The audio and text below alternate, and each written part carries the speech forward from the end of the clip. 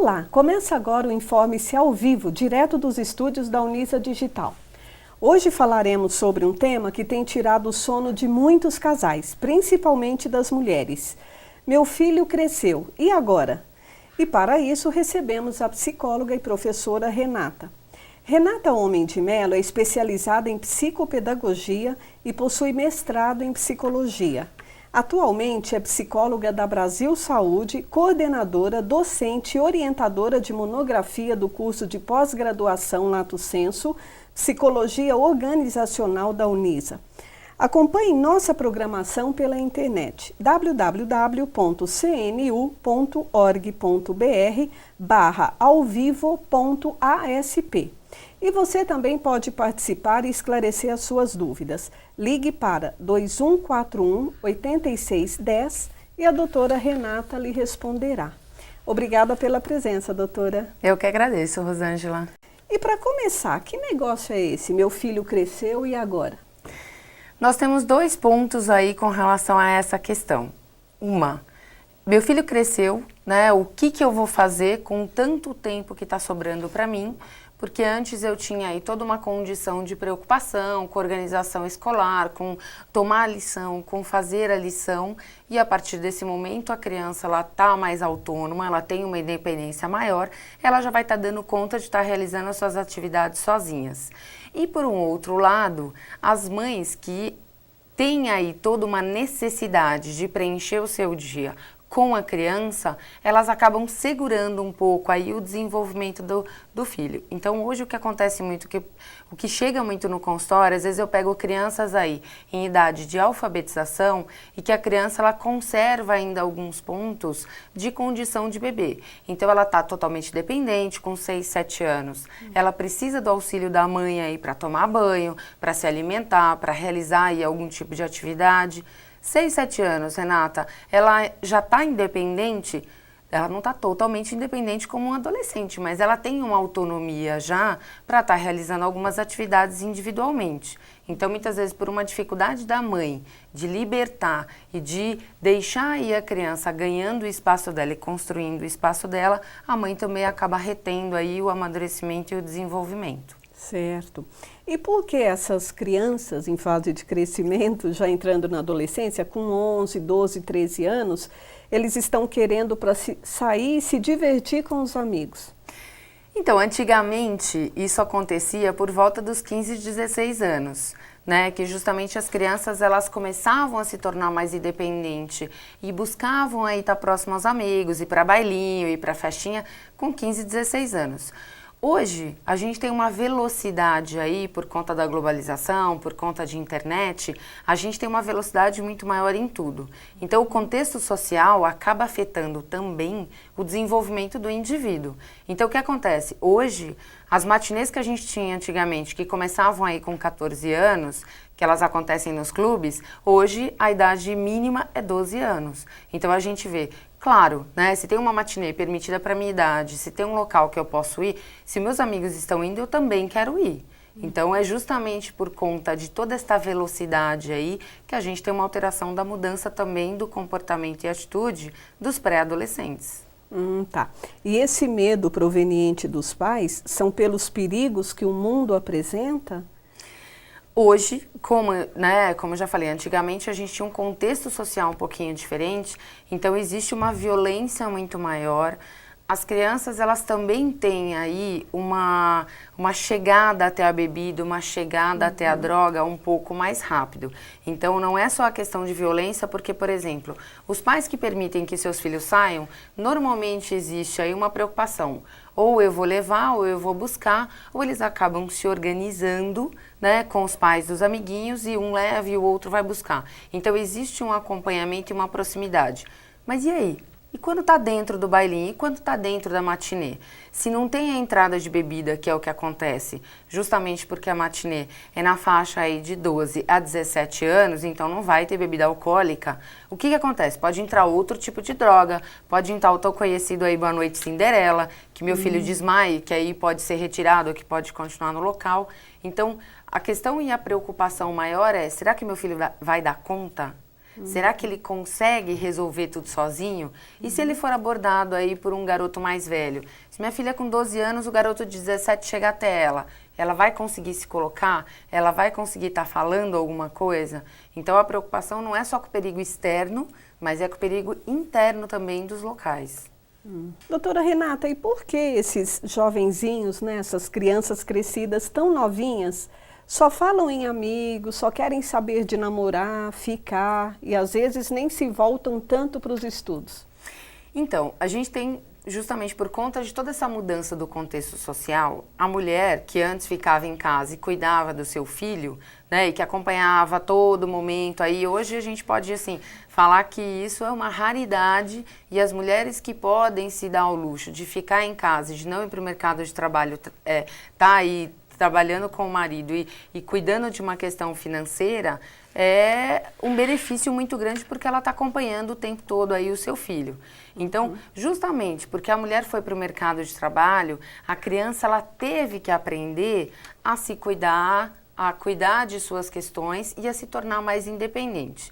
Com a questão da internet, houve uma facilidade muito grande porque as crianças e os pré-adolescentes hoje em dia, todo mundo já tem Orkut, já tem MSN, já tem e-mail, então existe toda uma troca de informações muito mais veloz com os seus coleguinhas.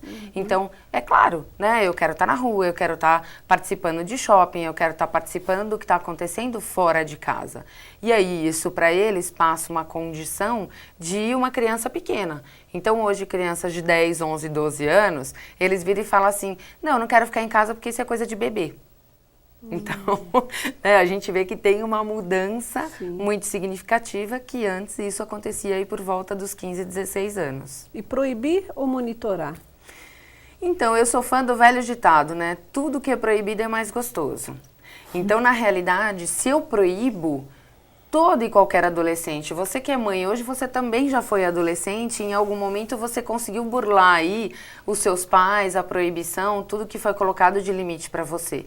Então o ponto principal é justamente estabelecer uma relação de amizade com determinados limites e com determinadas regras, porque você é a mãe, você é o pai, então querendo ou não a condição adulta e de monitoramento aí da relação da família é tua, mas você tem que estabelecer uma relação de amizade com o seu filho. Como? Do modo que ele possa te contar, do modo que ele possa trazer o que está acontecendo. Então, se meu filho quer estar indo aí com um coleguinha, conhecer os pais desse coleguinha, conhecer quem é o coleguinha, saber onde é a casa, ter o telefone. Então, mesmo que você trabalhe o dia todo, não significa que você não pode estar próximo ao seu filho e saber o que ele está fazendo pela internet, que tipo de programas ele está assistindo durante o dia na televisão, se ele não tem outras atividades aí, que ele fique mais tempo em casa. Então, não significa porque você trabalha que você não vai estar acompanhando o seu filho. Então, hoje, o que a gente tem que enxergar não existe mais a quantidade da relação, mas a gente tem que privilegiar a qualidade. E os momentos que você está com o seu filho, justamente você tem que se dedicar e entender o que acontece no mundo dele. Então, esse é o ponto principal. Você tem que fazer parte do dia a dia e da relação e dos amigos, e você tem que participar do que acontece com o seu filho. Certo. Nós recebemos uma pergunta aqui que vai bem de encontro com essa amizade, esse relacionamento, esse monitoramento. É da Ângela Ferraz, do Campo Limpo. Doutora, como os filhos devem agir para tornar a saída de casa menos dolorosa para os pais? Então, a saída de casa, como a gente está falando, ela tem que ser algo aí que os pais também possam estar participando inicialmente. Então, o pai, por exemplo, ele pode levar o filho até o shopping para estar indo num cinema com os colegas ou para passar a tarde no shopping, para ir numa lanchonete. Ele também pode ficar no shopping. Não significa que ele tem que largar o filho na porta do local e sair. Não, é uma forma dele estar ali no local, de vez em quando eles se esbarram, de vez em quando eles se encontram. É uma forma de você estar estreitando um pouco aí essa questão da saída. Então, conhecer os locais, conhecer as famílias com as quais ele está se relacionando, isso é extremamente importante e fica menos doloroso, porque, querendo ou não, À medida que meu filho vai ganhando mais autonomia, ele quer estar fazendo outro tipo de passeio, outro tipo de relação estabelecendo aí com seus colegas. Então, isso é mais dolorido para os pais do que para os filhos. Para eles tudo é novidade. Sim, claro, é importantíssimo justamente você estar acompanhando e estar entrando dentro do mundo dele para saber o que ele está gostando, o que ele está querendo fazer. É uma forma de você se aproximar e ficar menos difícil para você lidar com essa situação. Tá. E quando não há um entendimento e os filhos se rebelam? Aí cria-se aquele clima. A rebeldia, normalmente, ela está associada aí com algo que já não vem bem. Então, a rebeldia não acontece de um dia para o outro. Minha mãe proibiu, eu não posso sair hoje, eu acabo me rebelando. Certo. Não. É de alguma questão aí na relação que não está vindo de acordo, que não está vindo aí bem entendida, e aí aquele quadro vai se instalar muitas vezes por conta de uma negativa. Mas normalmente a rebeldia está associada a um sintoma, e aí a gente tem que estudar, a gente tem que entender o que está acontecendo naquela relação para que o quadro de rebeldia se instale. A rebeldia no adolescente, ela é muito parecida aí com a birra na infância. Então você pode observar de uma forma diferente, o adolescente não vai se jogar no chão, não vai ficar batendo a mão, não vai ficar, né, gritando aí com a mãe, em algumas situações até grita, Sim. Mas é um quadro muito parecido com a birra. Normalmente, a rebeldia é uma evolução de um quadro de birra que não foi resolvido e que não foi cuidado, que não foi tratado, e aí na adolescência ele vai estourar novamente. Nossa, se estende a esse ponto. Sim, a gente fala que a birra ela fica adormecida por um tempo e depois ela junta aí com todo esse quadro de negativa, com todo esse quadro de eu não posso fazer o que eu quero na hora que eu quero e na hora que eu desejo, e aí justamente a rebeldia ela se instala em função de uma birra mal resolvida. Nós estamos rindo, mas é bem sério. Muito sério. Para tratar com isso, aí a iniciativa teria que ser dos pais. Sim, é um trabalho todo em conjunto. Você vai trabalhar com a família e com o pré-adolescente, com o adolescente, justamente para a gente entender o que está acontecendo naquele momento. Tem um livro do Isamitiba que ele começa justamente com uma questão de uma historinha de um adolescente que ele se depara aí com a família, tá com uma faca no meio da cozinha e ele tá brigando com os pais porque ele não podia comer um pote de doce de leite. Então, quer dizer, a gente vê que isso, o que é? Na realidade foi uma negativa, ele foi contrariado, porque ele não podia comer o pote inteiro de doce de leite, e aí ele levantou, né, de uma forma mais rebelde, ele levanta a faca aí para os seus pais, ameaçando os seus pais. Puxa. Então é claro que isso é uma situação gritante, mas a gente vê que existe a rebeldia de várias formas. O adolescente se tranca no quarto, né, não quer conversar com os pais, se nega a se alimentar. Bate a porta. Exatamente. Então existem várias formas de rebeldia, mas que tem como a gente contornar e tem como a gente organizar isso. Você que está chegando aí agora, nós estamos conversando com a doutora Renata, psicóloga, sobre Meu Filho Cresceu, e agora? Acompanhe nossa programação através do site www.cnu.org.br/alvivo.asp. Faça como a Ângela Ferraz, ligue e esclareça sua dúvida com a doutora Renata. Nós vamos a um rápido intervalo e voltamos já. Fique com a gente.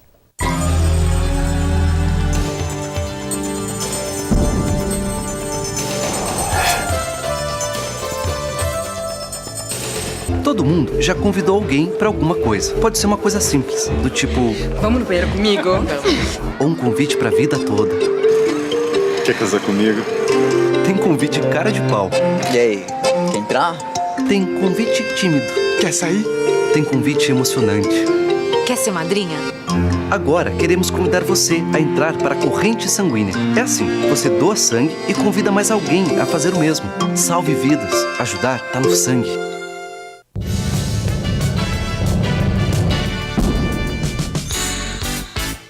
O curso de Medicina Veterinária da Unisa disponibiliza diversos recursos para o aprendizado prático e teórico dos alunos. O curso de Medicina Veterinária é um curso que é muito abrangente, né? Então, a gente tem desde a área clínica e cirúrgica de pequenos, grandes animais e animais silvestres, né? Então, toda a parte de atendimento clínico e cirúrgico, além da parte de alimentos e de produção de alimentos, de tecnologia de alimento. O curso tem a duração de 5 anos e o intuito de formar profissionais com perfil bem generalista. O curso de Medicina Veterinária, ele tem aulas práticas desde o primeiro semestre. Então, as aulas de anatomia de todos os animais domésticos, a gente tem mais da metade do curso dessas disciplinas em aulas práticas. Entre as disciplinas está o trato de animais exóticos e de animais de grandes portes, que podem ser colocadas em prática na clínica da universidade e outros locais na proximidade do campus. A gente tenta abranger ao máximo todas as enfermidades que nós temos e passar o máximo para os alunos, para que eles saiam o mais preparados possível. Nossos alunos fazem trabalhos acadêmicos em sala de aula, aqui no hospital veterinário e também nessas instituições não governamentais. Conversamos com os alunos sobre o que eles estão achando do curso. O legal do curso de veterinária na Unisa é que a gente tem bastante oportunidade de estágio aqui no hospital veterinário. A gente tem o setor de grande, setor de pequeno, cirurgia, imagem. Então tem diversas áreas, até patologia e a área clínica você pode estar fazendo estágio. Eu acho ótimo, a infraestrutura é legal, o hospital é muito bom, os casos são ótimos aqui, a gente tem uma vivência boa, tanto na parte prática quanto na parte teórica. O curso recebeu 3 estrelas no Guia do Estudante de 2009 e é oferecido no Campus 1 da Unisa.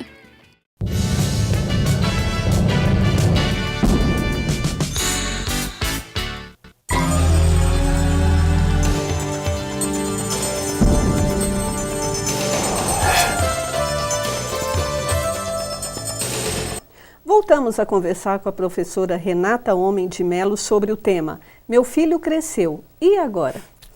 Doutora Renata, e aqueles assuntos tão delicados e cruciais como vícios, namoro, sexualidade? Então, esse tipo de assunto ele tem que ser tratado com naturalidade, como você trata qualquer tipo de questão. Né? Meu filho, estou com dificuldade na escola, não fui bem na prova. Ele tem que fazer parte do dia a dia. O problema é que ainda existem alguns tabus, principalmente no que tange a questão da sexualidade. Certo. Até porque, assim, a sexualidade é a premissa básica e a condição básica de eu entender que realmente meu filho cresceu. Então, quer dizer, a partir do momento em que ele vai se relacionar com uma outra pessoa, a partir do momento em que ele ficou com alguém, é justamente aí que eu percebo, meu filho não é mais criança, né? Uhum. Ele está começando a alçar voo e ele está começando a se relacionar com uma outra pessoa. Então, isso tem que fazer parte do seu dia a dia. Se você é uma pessoa que desconhece algum tipo de tema ou que tem uma certa dificuldade de falar, o que eu sempre oriento no consultório é, compre um livro, né? Coloque este livro ali para um acesso fácil do seu filho, comece a ler, fala, olha, eu estou lendo esse livro, vamos ler juntos, né? Você tem questões novas aí que estão acontecendo com você, com seus amiguinhos, passa para mim, eu também quero saber. Então, muitas vezes, os pais se colocarem, né, para os filhos, que eu também não sei, eu estou querendo aprender com você. O que está acontecendo hoje é algo que faz parte aí de uma relação que passa a ser natural e você começa a entrar dentro do mundo do seu filho e, querendo ou não, você vai ter acesso a algumas informações que ele não te traria por livre e espontânea vontade. Então, é claro que meu filho ou minha filha não vão chegar e vão falar assim, olha, eu beijei o cara, eu fiquei com o cara, olha, eu estou interessada. Então, se você já tem uma relação com a sua filha e com o seu filho de uma maior proximidade, aí, como é que foi hoje? Conhecer alguém, tá querendo alguém, né? Se isso faz parte do dia a dia, ele vai sentir a vontade de contar. Agora, se isso não faz parte do dia a dia, o seu filho não vai chegar até você e não vai contar o que está acontecendo com ele. Não haverá espontaneidade. Não, com relação a nenhum tipo de assunto. Nem com relação à droga, maconha, que principalmente é o que mais chega nessa idade. Meu colega está fumando, meu colega recebeu, meu colega viu, ele trouxe para a escola. Então, quer dizer, ele também não vai ter a naturalidade de chegar e apontar quais são sendo os colegas que estão usando ou que estão conhecendo esse tipo de, né, de droga ou esse tipo de fazendo uso de bebida, tomando cerveja, qualquer tipo de coisa. Então, justamente, se ela faz parte do dia a dia, se faz parte aí da naturalidade da família, isso é extremamente fácil de você estar lidando no dia a dia. Eu recebi uma pergunta aqui que vai de encontro com a minha próxima, que seria, deixa ou não deixa meu filho sair sozinho com a turma? Mas a pergunta é da Maria Virgínia, do Morumbi. Como os pais devem agir em relação ao zelo para com os filhos, aquela coisa de onde vai, com quem vai, etc., atrapalha na educação? Então, na realidade, isso tem que fazer parte do dia a dia de vocês. Se você entra numa questão, não, mas quem vai, quem não vai, entra em algo aí que a gente fala que vira uma investigação criminal, porque aí você já começa a criticar o seu filho, ou você já começa a argumentar muito em cima do que ele tem vontade de fazer, justamente o filho vai se sentir acuado e aí vai passar a ter um distanciamento na relação. Então você tem que acompanhar o seu filho no dia a dia, e aí tudo que ele estiver fazendo, os amigos, MSN, Orkut, o que ele está fazendo, quem ele adiciona, quem ele não adiciona. O Orkut é um dos maiores problemas hoje, se as pessoas que ele está adicionando são pessoas que ele conhece, ou ele está adicionando qualquer pessoa. Porque pela internet, né, uma pessoa aí mais velha pode se passar por um adolescente. Então esse hoje é o maior problema em função da internet, que existe uma máscara social muito grande e eu não tenho acesso aí a efetivamente quem é de fato que está conversando comigo. Então você tem que tomar cuidado, você tem que realmente monitorar, você tem que acompanhar. O zelo é importante? É. Né? Eu falo que, querendo ou não, a família é a base de tudo. Se você tem um bom alicerce, se você tem uma boa relação com os seus filhos, isso vai para o resto da vida. Então, quer dizer, nem os seus filhos, quando completarem 18 anos, vão sair de casa e falar, agora eu sou dono do meu nariz, você não manda em mais nada, e nem eles vão estar totalmente dependentes. Eles vão ganhar autonomia, vão construir a vida deles, porque eu sempre falo, filho é para o mundo, não é para ficar debaixo da barra da saia da mãe ou junto com o pai. Então você cria o seu filho justamente para ele ter uma estrutura, para ele virar lá fora no mercado de trabalho e para ele conseguir estar aí lidando com todas as diversidades que a gente tem hoje, né, com toda essa velocidade de informação. Então, esse que é o ponto. Se você tem uma relação de confiança, se o seu filho confia em você e se você confia no seu filho, a verdade ela está à tona a todo momento. Então é isso que é a base de uma relação. Tudo o que acontecer ele vai trazer para você e tudo o que acontece você leva para ele. Então a confiança é estabelecida e isso passa a ser natural dentro da relação. É uma troca mesmo. E existe uma idade certa para isso, essa maturidade em que os pais percebem, né, nos filhos para tomar algumas decisões? Então, a idade certa é justamente quando os pais se sentem à vontade e quando o filho já tem condição de lidar com a situação. Então, por exemplo, se a gente pensar numa criança hoje aí de 5, 6 anos, essa faixa etária as crianças já querem passar tarde na casa dos amiguinhos, eles já querem dormir na casa dos amiguinhos. E aí, claro que se começa com essa idade, já tem uma autonomia de vou para lá, vou para casa da avó, fico na casa dos meus tios, vou para casa dos meus amigos, é claro que quando chegar aí por volta dos 10, 11 anos, ele vai querer estender isso para finais de semana. Então, por exemplo, eu não falo que é errado eu deixar o meu filho dessa faixa etária ou até mais novo viajar com um coleguinha, ir para um sítio, fazer um passeio diferente, até porque ele também está aproveitando. Né? Eu tenho que dar a possibilidade para ele para justamente experienciar e conhecer novos pontos aí na vida dele. Mas eu posso acompanhar. Então, eu conheço a família, antes dessa criança viajar, ela já foi aí algumas vezes na casa desse coleguinha, esse coleguinha já veio até a minha casa. Então, eu tenho acesso aí que tipo de educação, que tipo de dinâmica familiar, e aí isso vai me auxiliar justamente eu definir isso pode ou isso não pode nesse momento. Então, não tem idade certa, é uma dinâmica que é estabelecida, é a relação aí que a família vai tendo, em que ela vai percebendo, isso pode nesse momento ou isso não pode. E por que essas crianças querem tanto sair de casa cada vez mais cedo e conquistar a independência? Na realidade, hoje, se a gente olhar, né, para a condição social, as crianças elas já nascem um pouco mais independentes. Por quê? Justamente porque a mulher foi para o mercado de trabalho e aí a criança ela fica muito mais tempo sozinha, sem ter a mãe o tempo todo junto com ela. Então hoje uma criança aí de 3, 4, 5 anos, ela já aprende a se vestir sozinha, ela já aprende a se alimentar sozinha. Eu tenho alguns pacientes muitas vezes que eles ficam alguns períodos sozinhos dentro de casa, já com 6, 7 anos, ou seja, ele já tem uma independência maior. Como que eu vou segurar o meu filho e não vou confiar no meu filho dele falar, não, eu quero jogar boliche no domingo com os meus colegas no shopping? Quer dizer, não tem problema nenhum nisso, desde que você, de novo, conheça as pessoas, né, conheça a família, conheça os amiguinhos.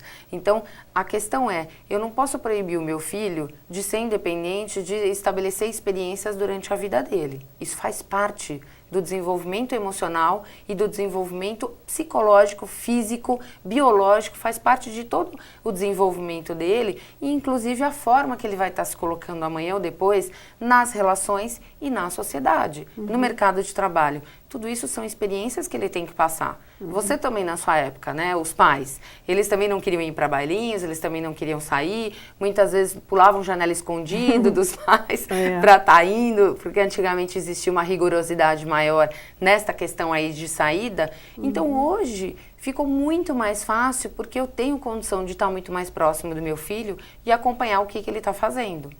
Então, claro, eu tenho que deixar ele experienciar com limites, com regras. É claro que ele não vai sair todos os dias, ele não vai para balada todos os dias. Então, tudo é uma questão aí de, à medida que ele vai amadurecendo, eu vou permitindo. Pode ser que com 11, 12 anos eu permito que o meu filho vá só para uma balada por mês, porque ainda ele é muito novo. Tudo vai depender da condição da educação e da relação da mãe e do pai. Porque é importantíssimo que pai e mãe troquem e que estabeleçam aí uma educação de consenso. O que a mãe permite, o pai vai estar de acordo e vice-versa. E se eles quiserem namorar tão novinhos, com 12, 13 anos? Então, a gente tem que ver que hoje existe um incentivo, né? Ai, que bonitinho, meu filho tá apaixonado pela fulaninha na escola. Olha, eles já trocaram o presente dos namorados. Então, existe também um estímulo e um incentivo para esse amadurecimento precoce. Então, a questão hoje não são só das crianças, né? O ficar aí hoje, cada vez está ganhando uma velocidade maior. Antes as crianças chegavam no consultório e se preocupavam do boca virgem, do BV. Eu nunca beijei, eu nunca fiquei. Com agora... 11, 12, 13 anos. Hoje, com 9 anos,